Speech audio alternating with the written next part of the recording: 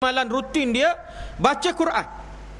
Dia baca mengikut orang yang bersama dengan dia, antara pengikut yang setia dengan dia, yang sentiasa sorong kereta kerusi roda dia, yang sentiasa jaga kebajikan Syekh Ahmad Yasin ni.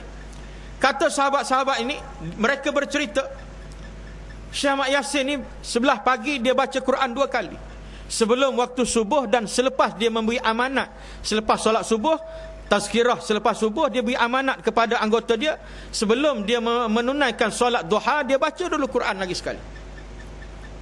Kata sahabat ini, waktu Syekh Ahmad Yasin baca, walaupun dia sebahagian ayat-ayat Quran itu dia hafal, tetapi dia lebih gemar untuk membaca ayat itu dengan dia melihat kepada huruf-huruf ayat-ayat yang ada di dalam Al-Quran. Dia baca, dia tengok, dia baca daripada muka surat sebelah kanan sampai muka surat sebelah kiri, di bawah sekali hujung. Bila habis ayat itu, orang yang jaga dia tu, pengawal dia tu akan belek muka surat tadi ke muka surat sebelah. Syekh Ahmad Yasin sambung bacaan di muka surat yang sebelah tadi. Dia baca sampai hujung sebelah kiri, dibaliknya lagi, kemudian pengikut dia belek muka surat tadi, dia sambung bacaan. Kerap kali berlaku, dia kata, bila Syekh Ahmad Yasin baca Quran, yang bertugas tadi terlelap, terlena, tertidur. Syekh Ahmad Yasin masih membaca, tetapi yang jaga urusan nak belek muka surat tadi tertidur. Tetapi Syekh Ahmad Yasin terus membaca. Orang perhatikan Syekh Ahmad Yasin macam mana dia terus membaca, sedangkan tangan dia tak boleh nak gerakkan untuk dia belek muka surat. Allah Ta'ala beri akal kepada dia, memanfaatkan apa yang dia mampu lakukan.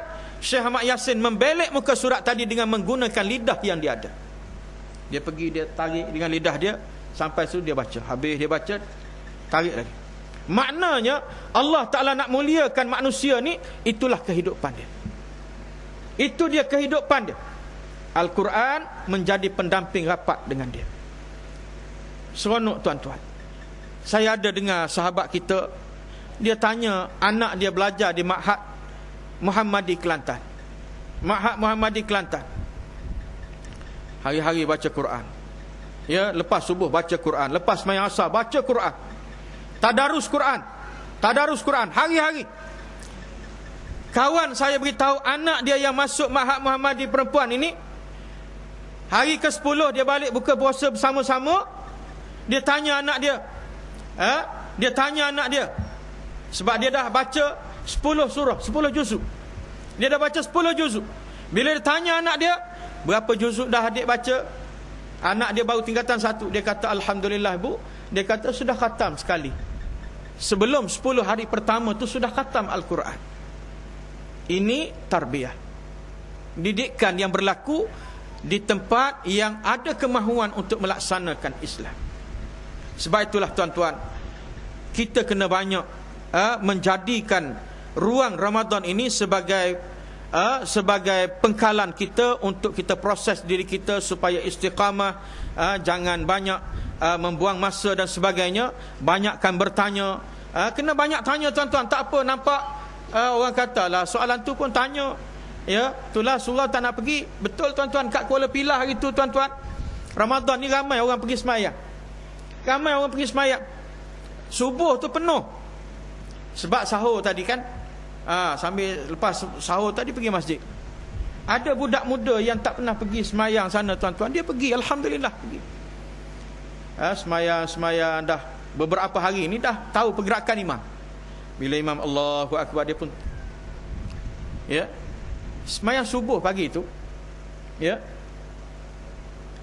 Bila imam bangkit daripada rokok yang kedua ni, rakaat yang kedua ni, sami Allahu liman hamidah, Rabbana walakal ham, imam. Lalu imam pun sebut Allah. Yang budak muda ni duk ingatkan Allahu Akbar, nak turunlah sujud lah, apa lagi. Dia pun turun sampai separuh, dia dengar imam Allahumma hdina fi man hadait. Sudah. Dia dah turun sampai separuh dah tuan-tuan. Nak turun, imam baca atas tu, duk kunut atas tu. Nak bangkit balik, takut nanti tak sah. Akhirnya turun duduk separuh antara duduk tengah-tengah gitulah tuan-tuan. Duduk bongkok gitu. Dalam kepala dia apa pula kata orang? Saya duduk macam ni, akhirnya tangan dia tengah bongkok gitu angkat juga. Amin gitu tuan-tuan. Pasal apa mengaji tak nak pergi? Tanya pun tak mau. Tanya pun tak mau. Ambil style orang putih mari ke Malaysia. Orang putih mari kampung kita ni action kadang-kadang tuan. Lebih action. Nak balik dah. Sikit lagi 2 minit Orang putih ni dia kata dia pergi jumpa dengan kita dekat bandar, kat Pekan. Dia kata, how you brother? Kita kata, alhamdulillah I'm fine. Where come from? Kita tanya, bila dia orang putih ni tanya kita ke bahasa orang putih, kita pun speaking dah. Where come from? Dia kata I'm from Perancis. Mak Saleh Perancis tanya kita, where come from? I'm from Balok. Terus beritahu kampung Balok kita. Balok, balak, nok balak, Balok, dia kata.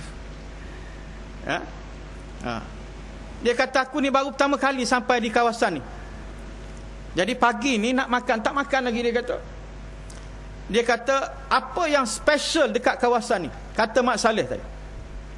Yang paling special dekat kampung ni apa dia? Aku nak makan yang paling special. Kita ni dalam kepala kita makanan apa yang paling special? Ya. Fikir pagi-pagi ni bagi dia nasi lemak lah. Dia kata we call here nasi lemak. Oh I like that dia kata. Aku suka nasi lemak ni. Boleh tolong bawakan aku 1 bungkus nasi lemak special punya. Aku tunggu di sini. Kita pun okey, no problem, you stay here. Kita pun start motor tu tak nak pergi ke mana lagi. Duk fikir kat mana nasi lemak yang paling sedap dekat kampung Balok kita ni. Fikir, teringat Mak Teh kat ujung kampung tu dia buat nasi special. Nasi lemak dia ada daun pisang. Kita pun fikir Mak Teh lah. Pergi kat Mak Teh kata kawan saya dari Perancis datang nak makan nasi lemak special. Mak Teh dengar Perancis, no problem. Kata Mak Teh tak pernah speaking, no problem dia kata. Mak Teh pun bungkus nasi lemak ni tuan-tuan, bungkus. Lepas dia ikat getah dia pun bagi. Thank you Mak Teh katanya. Welcome kata Mak Teh. How much Mak Teh katanya tu? No, free of charge. Mak Teh kata.